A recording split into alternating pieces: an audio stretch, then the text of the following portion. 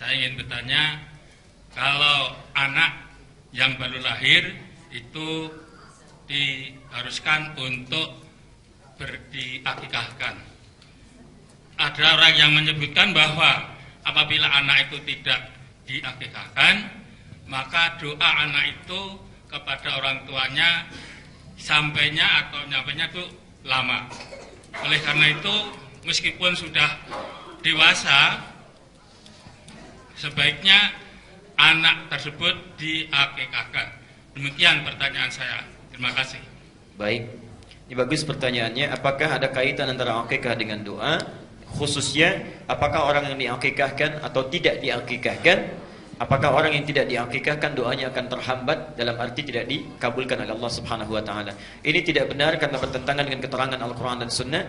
Satu, tidak ada dalilnya di Quran, tidak ada dalilnya di hadis, dan tidak ada kaitan khusus antara akikah dengan terkabulnya doa.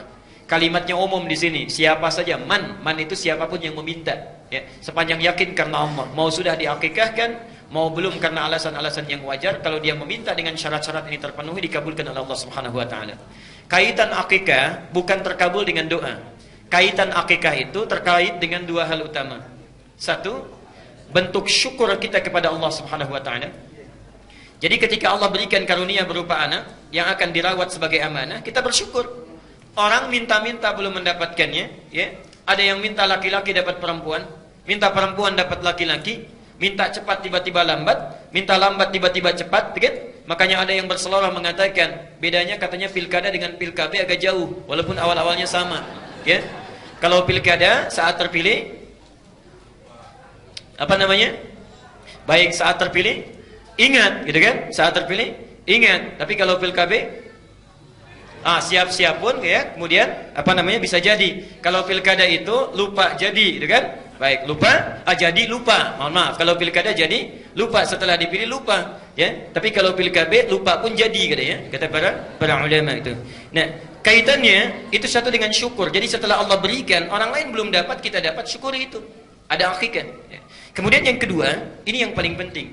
Akikah itu dari kata akqa. Apa itu akqa? Akqa itu sesuatu yang dibelah, dipotong. Jadi kalau saya misalnya pegang spidol, saya belah dua begini, dipotong, itu akqa. Perhatikan, sifat anak yang durhaka kepada kedua orang tuanya, ibunya mengandung 9 bulan, menyusui, merawat dan sebagainya, sudah besar durhaka. Itu dalam fikih akhlak, kedurhakaannya disebut dengan uququl walidain. Uquq itu terpotong kasih sayang kedua orang tua, seakan-akan perhatiannya dipatahkan di tengah jalan. Bukankah ibu merasa kecewa kalau ada anak durhaka? Setelah dirawat apa dan sebagainya, tiba-tiba anak itu luar biasa berperilaku buruknya. Tiba-tiba suka refleks, lisan berkata, aduh saya sudah mengandung kamu, saya sudah merawat kamu dan sebagainya. Seakan-akan jerit payah itu terpotong. Karena itu dalam fikih disebut uququl walidain. Nah, upaya untuk memotong sifat jelek ini supaya tidak tumbuh di kemudian hari, dalam bahasa fikih disebut dengan akikah. Jadi akikah itu kaitannya dengan dua hal. Satu, syukur. Yang kedua, permohonan doa kepada Allah. Dengan ikhtiar ini memohon supaya sifat-sifat hewaninya itu dipotong lebih dini supaya tidak tumbuh dan mudah diarahkan di masa yang akan datang. Jelas ya?